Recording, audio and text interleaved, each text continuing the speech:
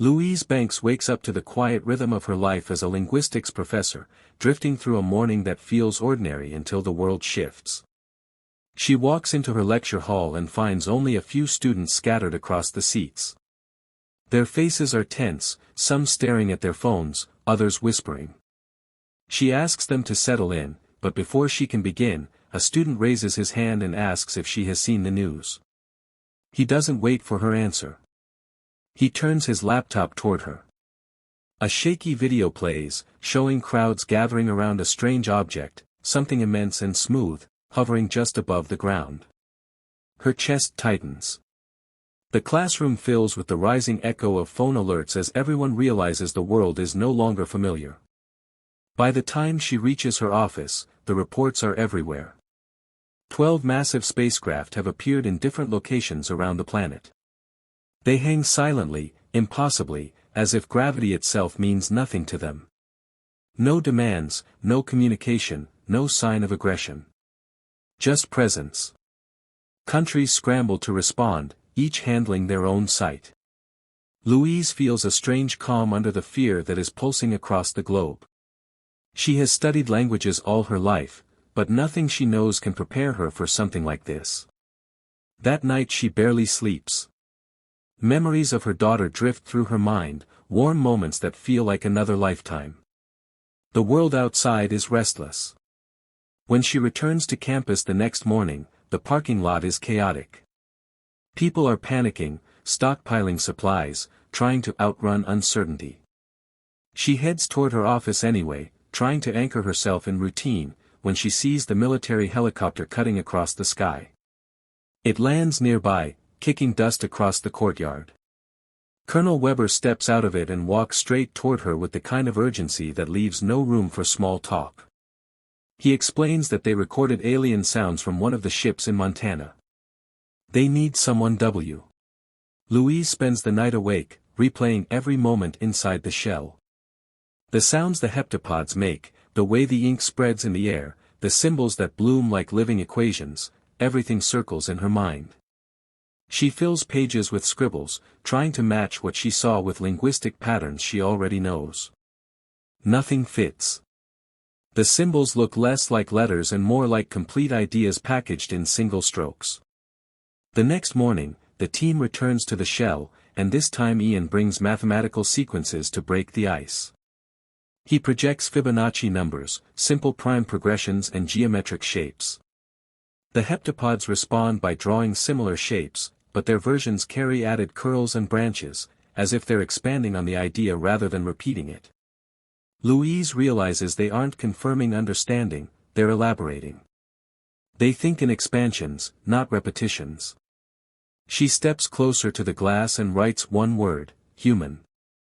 She taps her chest gently. Then she draws a question mark next to it. The heptapod on the left releases a swirl of ink that forms a rounded symbol with layered rings.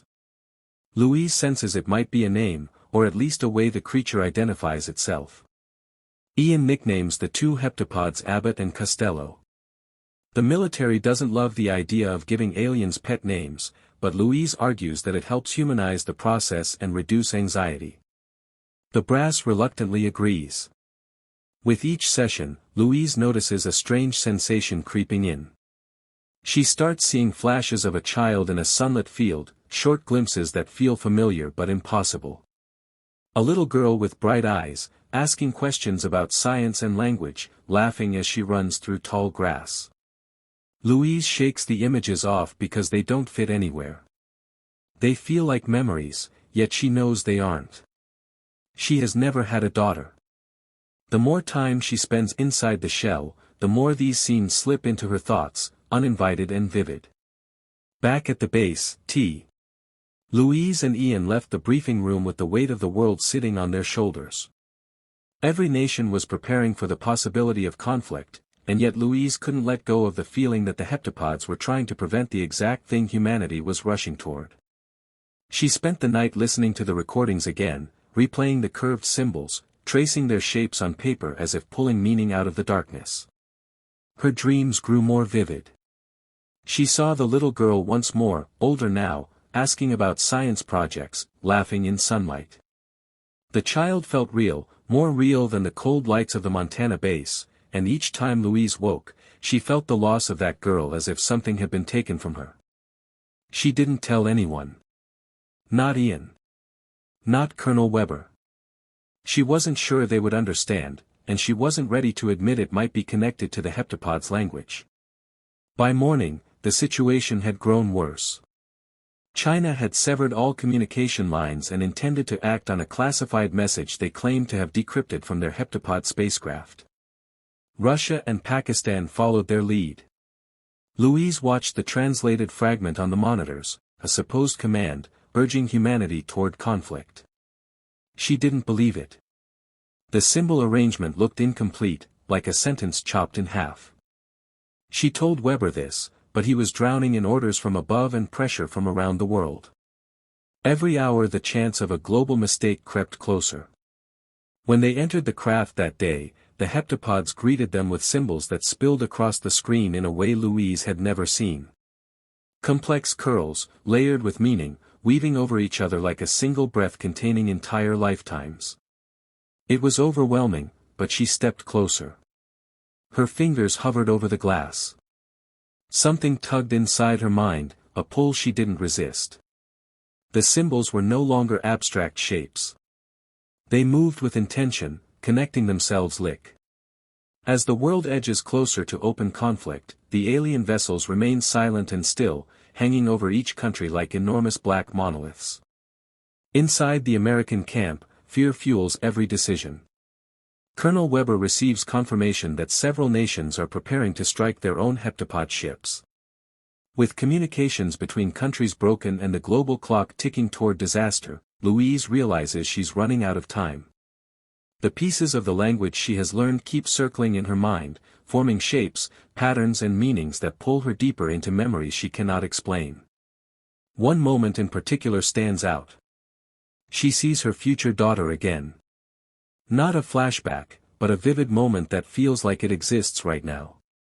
They're walking by a lake, the little girl laughing while skipping stones. Louise asks why she's smiling. The child says something about science being like poetry, a phrase Ian once used. The memory feels real enough to touch. Louise feels a mix of joy and grief, sensing that something tragic is tied to these visions, but she can't fully grasp it yet. Back in the present, Louise reviews every symbol she has collected from the aliens. She focuses on a complex circular pattern they wrote before things escalated. It looks incomplete, as if meant to be assembled with other fragments. She realizes every country received a different piece. The aliens never meant to divide humanity. They meant to push them to work together. With this understanding, she steps back from the board and tries to see the symbols not in order, but all at once, like the aliens do.